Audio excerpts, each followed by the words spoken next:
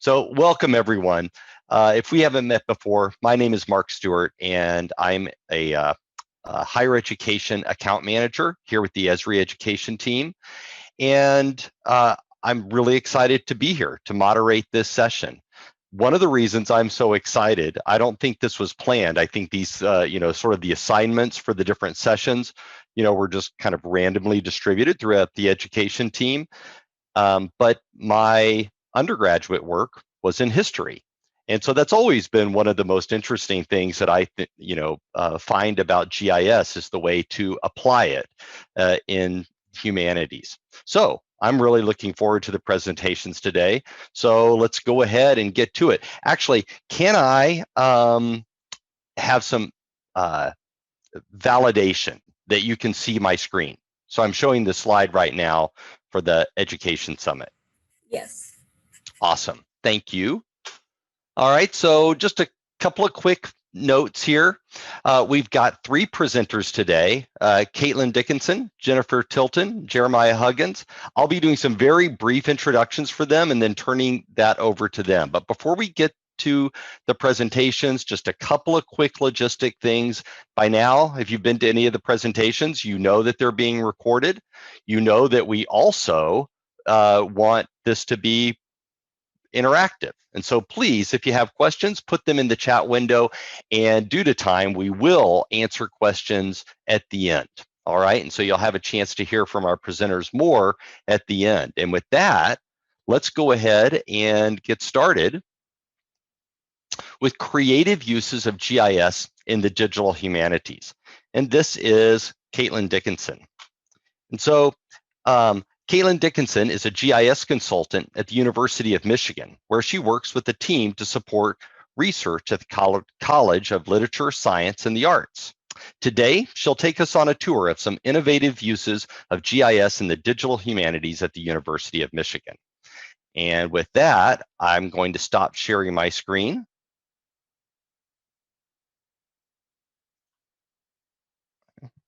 Or I think, Rosemary, you must have already stopped sharing my screen.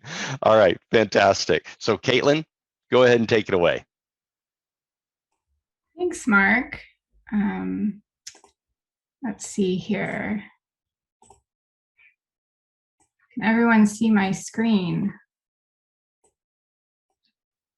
Looks great, thank you. Great, perfect, thank you. Hi, everyone, thanks for having me, and thanks for joining as well. So as Mark said, I work as a GIS consultant at the College of Literature, Science, and the Arts at U of M. And I work on a team of research computing consultants, and the ones that specifically focus on GIS are focused on kind of aiding researchers at the university with any of their spatial data needs. So whether that's data analyses, advising on best practices for field data collection, or maybe creating a custom web app, those are just some of the things we work on. But today I'm going to highlight three creative and kind of out-of-the-box uses of GIS in the digital scholarship, digital humanities realm across the University of Michigan. And in sharing these projects, my hope is to inspire everyone to think beyond the traditional GIS models and how you might be able to push the boundaries of how GIS is used in digital humanities. And I think also all three of these projects that I'm going to highlight illustrate both the need for and the power of geo-enabling your campus, kind of where the non-traditional users of GIS can take advantage of the full suite of tools available to them, whether or not they think of themselves and the work that they're doing is doing kind of GIS work. The first project I'm going to highlight is an effort to map the contents of Ptolemy's Almagest, which is one of the most famous texts of astronomy from Greek antiquity. So Francesca Sciarroni, a professor here in classical studies, approached our team with a desire to visualize how Ptolemy imagined these constellations in the year 147 CE. And she wanted to create an interactive map that could be used in teaching materials and presentations, and also on a publicly available website. And in particular, this map should provide a view of the stars and constellations on the celestial sphere from both an inside perspective, so looking up from the Earth, how we normally experience the stars, as well as an outside perspective. So oftentimes astronomers in that time period thought of the celestial sphere as something that they were looking at and back towards the Earth. So kind of those two different perspectives, which seemed like a big ask, but also a very exciting project to work on. So after doing some internet research, Googling, we stumbled upon Heather Smith's The Night Sky story map, which provides a great tutorial for creating a star chart in ArcGIS Pro. There's also some really great cartography tips in there, so I highly recommend checking out this story map. And she included in this story map a 3D web scene here of the celestial sphere, and you can see the stars are the big white dots and the constellations with the lines connecting them. And so this essentially was what we wanted to do. So using this as inspiration, we mapped the stars and the ecliptic and the celestial equator, everything as they appeared in 147 CE to Ptolemy, and published them to ArcGIS Online and added it to a web scene. So here's an example of one of the web scenes. And I have this ecliptic line running through, and you can see Cancer and Leo and all of these constellations along the ecliptic. And this can actually flip, kind of invert to look at the inside view as well. I'm not going to demonstrate that because I don't know if my internet and computer could handle it.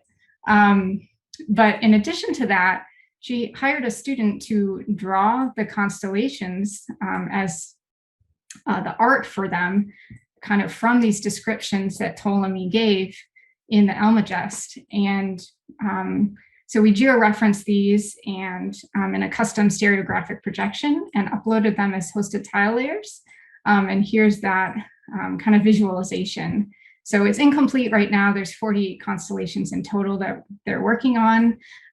So lots left to do on this project. But one thing we're definitely looking forward to is the release of the 3D editing tools in web scenes, which hopefully will empower the team to go in and modify these constellations without having to know ArcGIS Pro and Desktop GIS.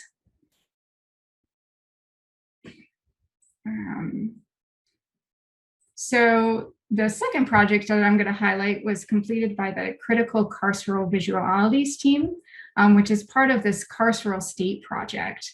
And this research initiative is a collaboration amongst several different teams of people spanning multiple departments at the U, including history, American culture, African American studies, public policy, English, among others. And they're interested in critically studying images that may not immediately appear to have a connection to the carceral state. So different than the images we're used to seeing of maybe prison cells, uniforms, the inside of a courtroom. And they want to map the relationships of objects both within the image and also to the larger interconnected social problems. So communicating this in a story map, they had this idea to treat this image as a map. So kind of like you would georeference a historical map, but it's just an image with no geography to it. And so they wanted to do this to both provide an interactive exploration of the image and also situate it in a larger landscape of the carceral state. And so the team had no prior desktop GIS training.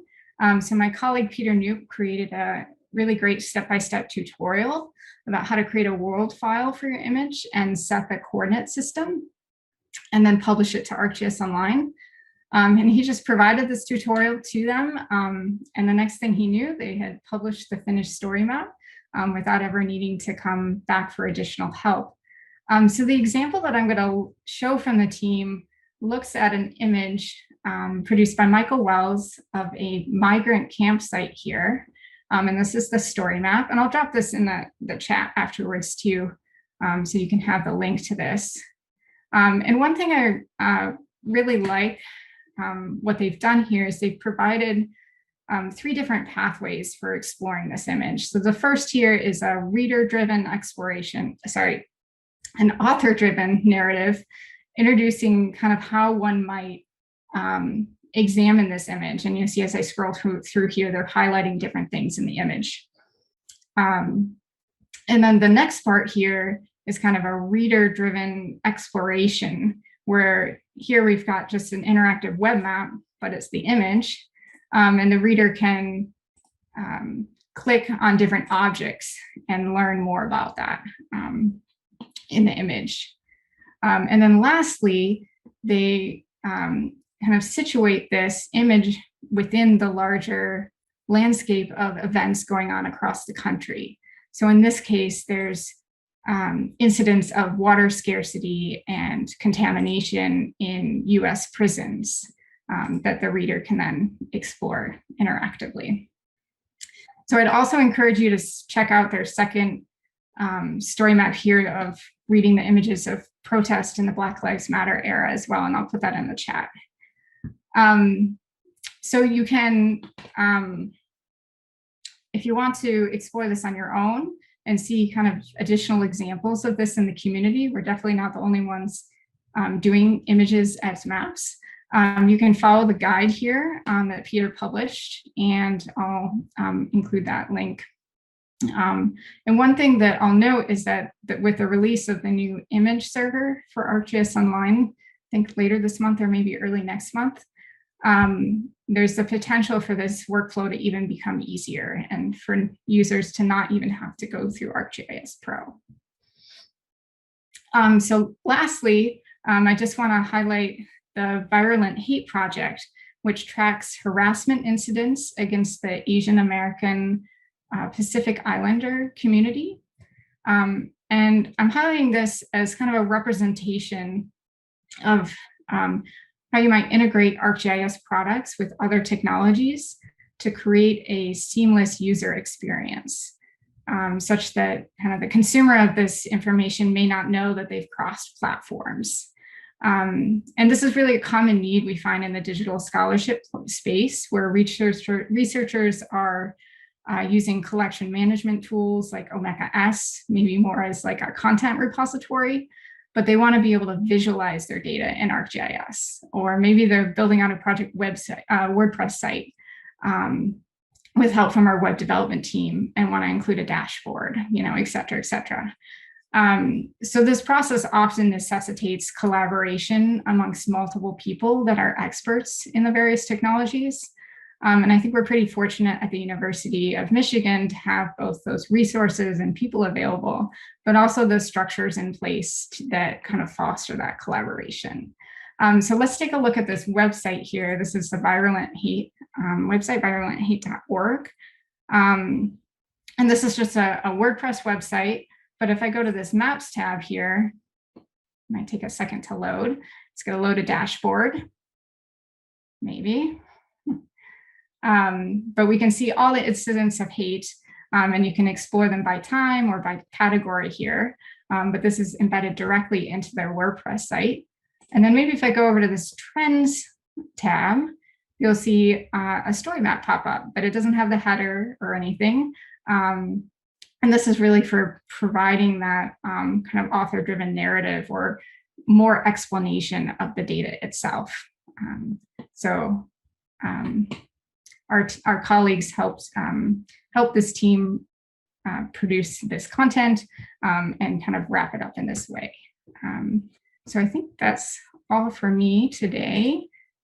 So I just wanted to thank you and highlight the folks that we collaborated with on these projects. And I hope this provided some inspiration for you as you use GIS and the digital humanities. Thank you, Caitlin.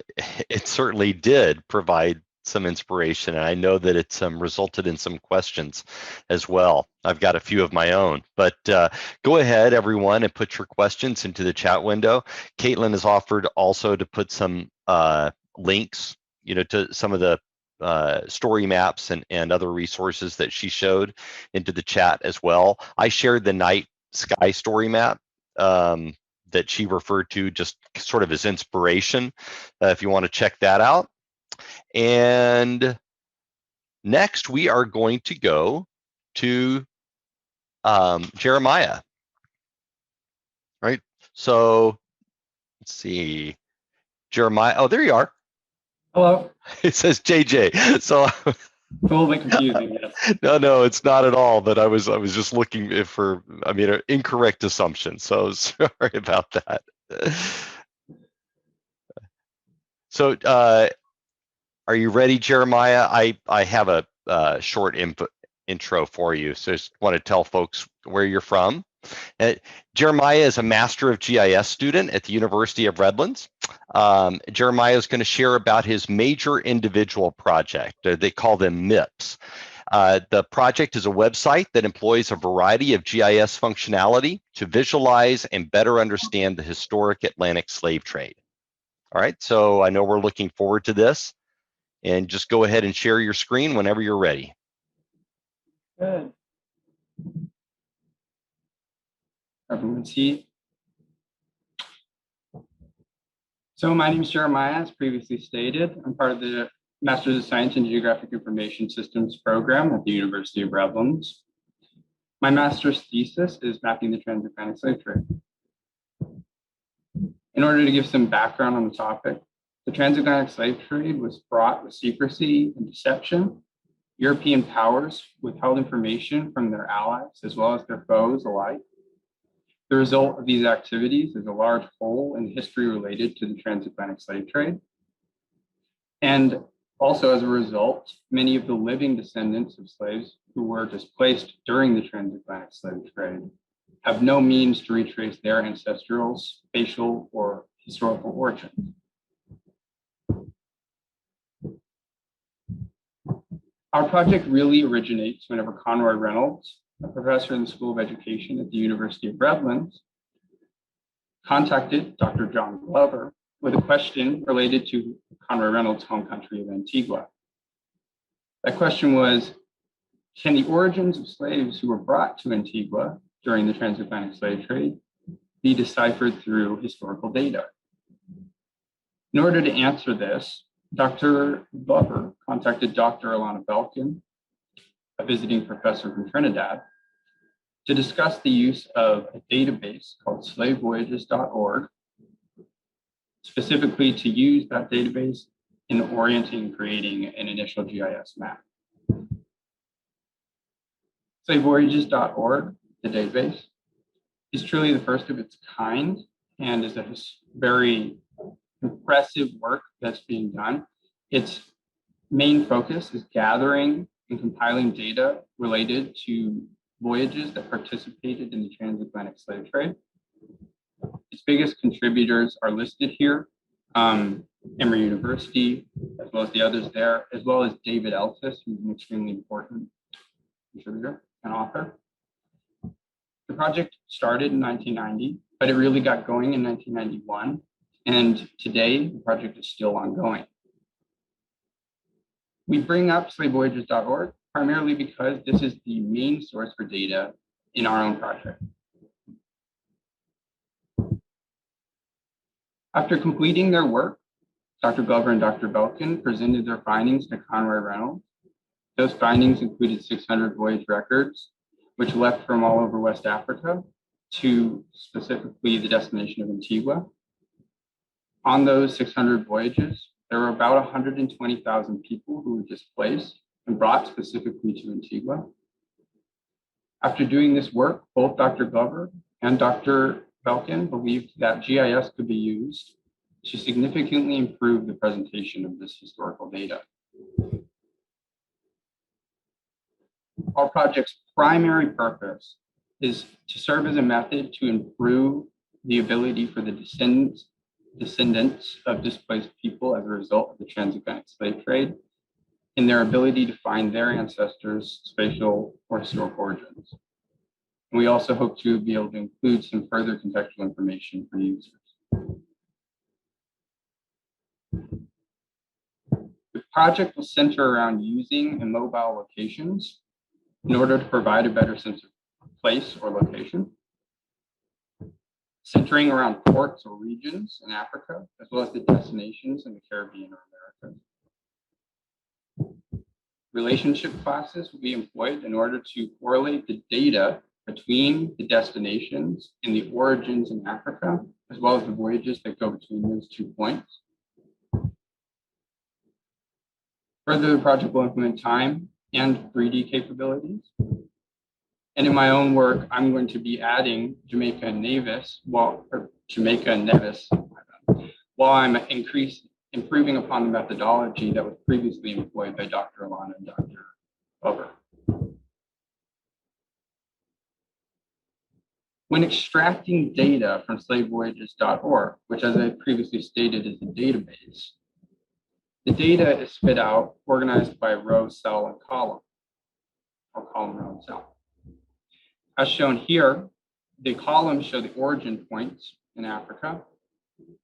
The years show the years the rows show the years in a vertical fashion.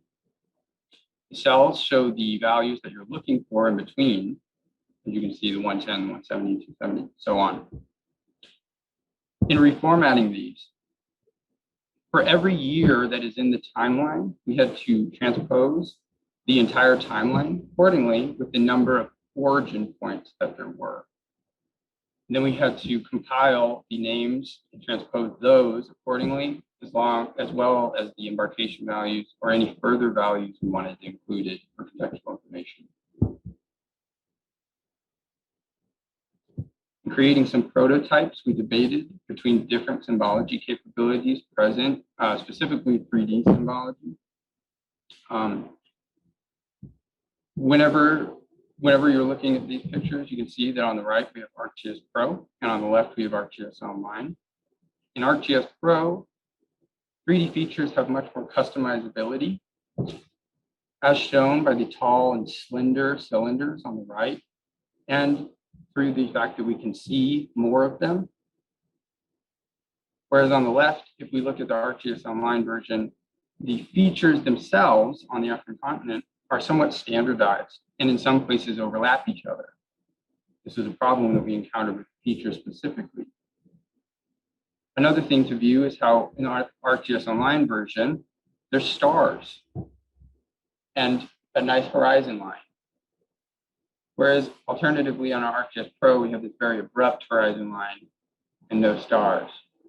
These were other considerations that we had in terms of the end product.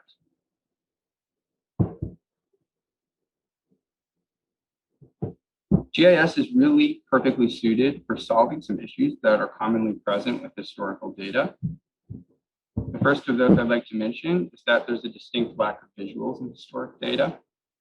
I'm sure that most of us, whenever we think of historical data, we're thinking of historic journals and reading dense paragraphs. The second issue I'd like to mention is that maps throughout time have largely been printed on paper and have obviously been 2D as a result, and pretty static and focused on singular topics. Through using GIS and 3D capabilities, we can provide significantly greater detail across a significantly greater area or scope.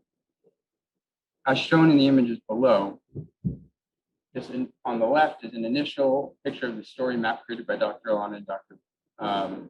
Glover. It shows 2D features for ports, all in the same color. Whereas on the right, we have the remade version. Mind you, there's the same data shown in each picture.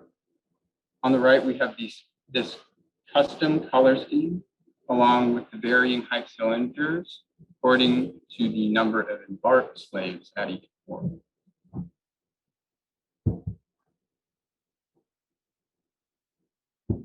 Quickly talk about the GIS capabilities employed and how users are going to be interacting with them. In terms of the time properties created in the project, users will have the option to choose for maps which have an annual time slider or a 25-year increment time slider. As previously mentioned, the project will be incorporating 3D scenes and 3D features. And then last, the relationship classes are probably the most complex component in the project, especially for the user. To simplify this, for any feature on the left in the red box, it's possible that in the voyages tables to the right in green, multiple rows or records can be related to a record in the feature or to a feature. To give a more concrete example of this, For example, if I had to feature the Port of Accra in the year 1785, it's possible that in my table to the right, in related information, that there are 4 voyages connected to the Port of Accra for the year 1785, simply meaning 4 voyages left that port in 1785. So how does this solve the objective of the project, and how does it provide further contextual information to the living descendant of someone who was displaced as a result of the transatlantic slave trade? Well, for the purposes of this example, let's say that I'm the descendant of a slave who was brought over to Antigua from the Gold Coast in the early 1800s. Looking at our 25-year increment map, I can quickly surf around and I can see that there was actually only one port in the Gold Coast for that time increment. That's the Cape Coast Castle. In that pop-up, there was various data that was the embarked, disembarked, middle passage time, so the time across the Atlantic, as well as the tonnage of the ship. And then here, whenever we're looking through the related, this is connecting to the related information, which was spoken about in the relationship classes in the previous slide. The user now has access to significantly more contextual information, including the captain's name, the specific outcome of the ship journey, various other information that could be used to improve their searching in the future. In the future, it's likely that our project may pivot to instead be incorporating a web application. Our initial plan was to use a dashboard for statistical reasons, but we found that the 3D capabilities are significantly superior in web applications, as well as the time processing. Further, we hope that we can provide some contextual linkage with 23andMe so that users can use the results of their DNA tests to further improve their ability to use our own project and product. Lastly, it's also our hope that the project will be picked up by future graduate students and expanded upon until it eventually encompasses the Caribbean in its entirety, as well as the Americas.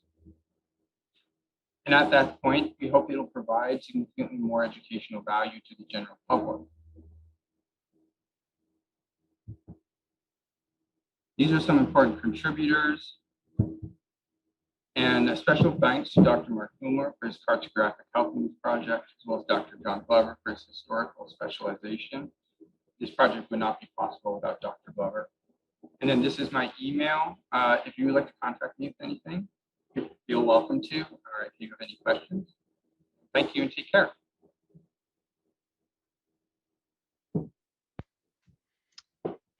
Wow, thank you, Jeremiah. That's terrific. So we do have a question in the chat, but before we get to that, I actually had a question of my own. Is, you're in the process of finishing this MIP.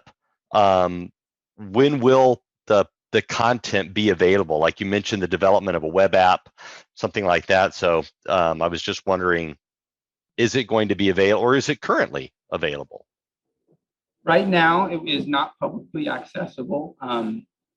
It is most likely going to be released in August after I graduate, and it should be publicly accessible, and anyone should be able to explore through it for their own, just education or edification.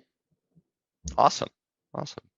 Well, Butch Patterson also had a question that he put in the chat window. He says, were the maps digitized or were they in print form as you began this project? The data is digitized from slavevoyages.org. And if you, I can provide the link for that here in the chat in a second.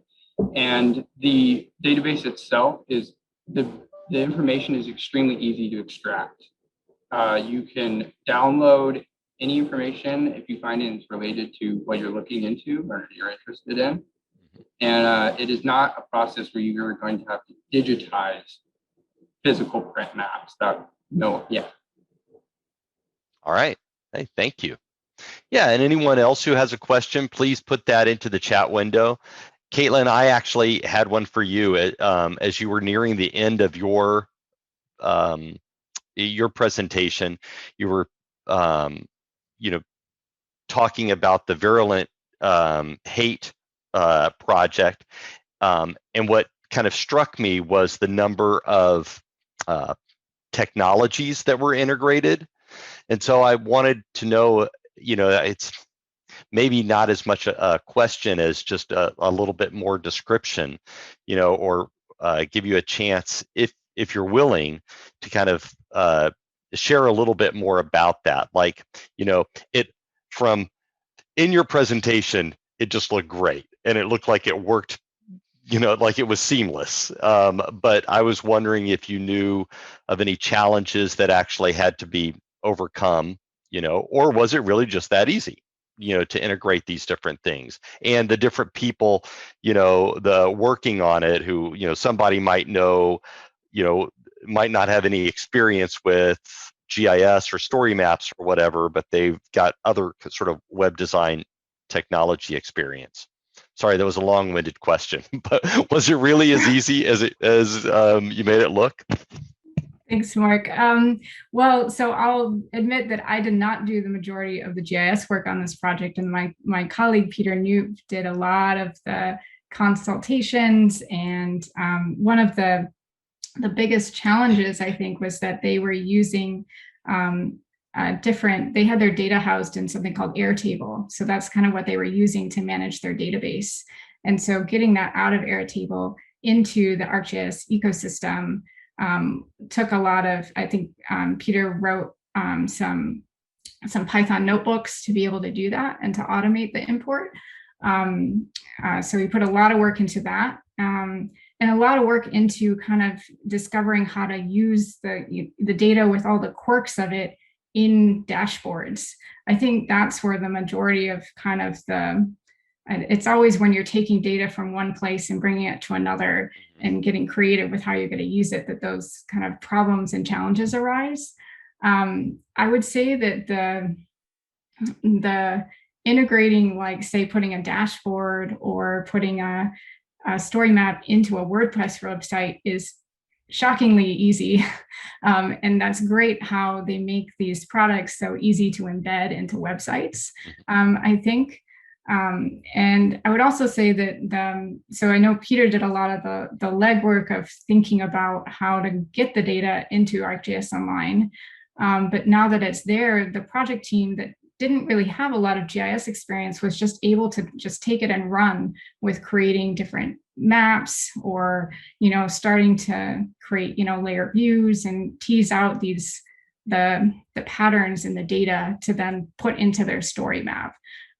So there was some need for the GIS experts, I think, in this case, but there was a lot of places that the project team itself could really take the initiative, just with how intuitive certain things are in the ArcGIS platform for new users. So I hope that answers your question. Yes, it does. It kind of, it sort of makes me, want to keep discussing it. But one of the things I find so exciting, because I admitted at the beginning, the moderation of the session, that I have a real interest in this. It's my first passion is history, and then I went in a different direction with GIS, but I've always been fascinated about that integration. And so the one of the things that's real exciting about this is, the potential that's there, and that it really does look like we have.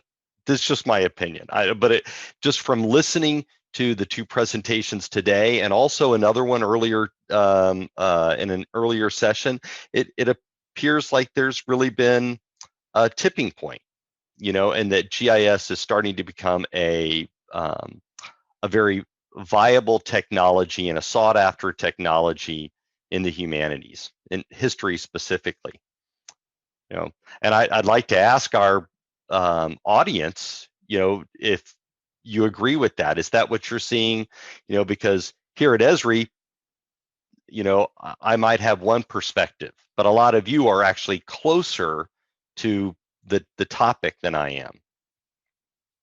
So do you think that you can just put a yes or a no or something like that in the chat window.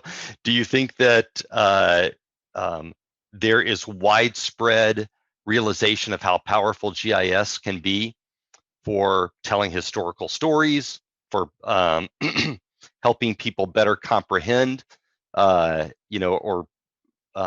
other things in the humanities?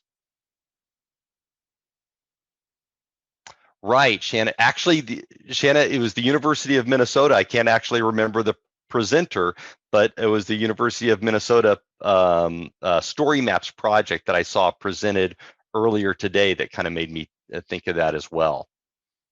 Yeah. So Mark's in agreement as well that yes, he thinks that we've reached that tipping point. Well, Caitlin, what are the next steps? Are there any other projects that you're working on at Michigan in digital humanities? I mean, for one thing, the work still needs to be done on the constellations. So that was super cool, by the way. But I noticed, like you mentioned, that some of them aren't finished yet. But is there anything that you weren't able to share today that you're excited about starting to work on? Nothing that I am personally working on. I don't even know if my colleagues are on this call, or if they can chime in. But we do have in addition to my our little GIS team, we do have a member of your team that specializes in digital scholarship. And so he often taps us and taps all these different groups on campus to work together to support these projects. And there's one called Halal Metropolis, which is centered around Dearborn, where there's a very big Muslim population that they're going to be starting. I think a lot of these projects are just in kind of the initial kind of phases right now. And I think, I don't know, there's things that we definitely work on that I don't know if I would think of necessarily as putting in a bucket of digital scholarship or digital humanities, but it just happens to be that we're doing GIS with someone in the humanities field. So we often, get contracted to make, maps for book publications and things like that. Right. But that isn't necessarily digital scholarship. Well, I love that, the requests are growing and the acknowledgement, the power of the technology is starting to really be there. Lisa Benvenuti at University of Redlands said that at University of Redlands, history and religion are very interested in GIS and spatial technology. Shanna Crossan at University of Minnesota said world languages has gotten very interested. Okay. And Joni Brigham says, are you seeing any use of GIS with fine art or studio art? I don't know, Jeremiah, you may not have that kind of visibility at U of R from where you are, but Caitlin, are you seeing any of that? I don't think that's in I think a completely different school than the college that we didn't support. So I'm not personally seeing that, but that's a very good question. I think so too. Yeah. So, and I invite, anyone on at the presentation, if you're seeing this at your schools, from the art departments, just go ahead and put that in the chat window. And Peter shared the link to Halal Metropolis. That's cool. Okay.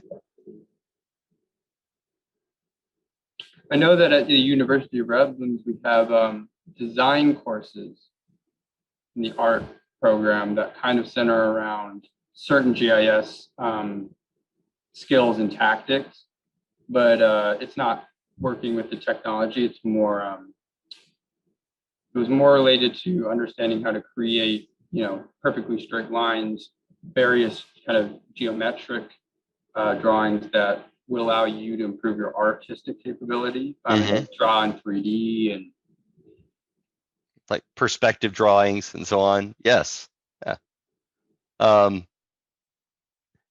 I guess more and more, with the amount of, with the way that we are easily configuring web applications and things like StoryMaps, those design-oriented skills, there's an innate talent there. I think most of us would agree on that, but also there are things that can be learned, for proper aesthetics, and that's becoming more and more important. I think, I've designed some pretty ugly web apps in my time, so that's something we all need to get better at. Diana says at FIU they're working actively with 2 museums. Yeah. And John Glover, whom you mentioned, Jeremiah, he says at the University of Redlands, we did have one of our art faculty give a talk about colors and hues in regards to mapping. Yeah, that is very important. Yeah. Oh, this is fantastic. Yes, thank you for participating in the chat, everyone. Mark Humler has shared a 3-dimensional cartography for theater production. Wow, okay. So yeah, it's amazing to see all the different ways that the technology that we love is getting applied. Well, we are drawing kind of close to the end. I want to share my screen real quickly, just to kind of give us a wrap up.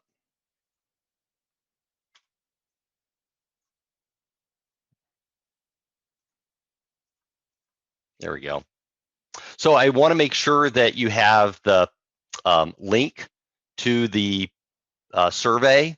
Also, there's a QR code there. So if you want to take out your device and scan the QR code, that will take you to the survey in survey 123.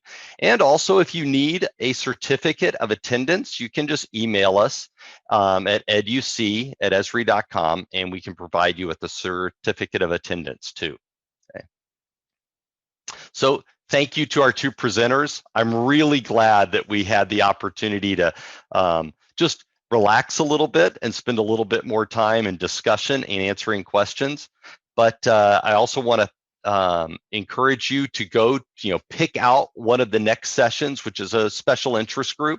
And so choose one of those, and we'll see you back there in just a couple of minutes.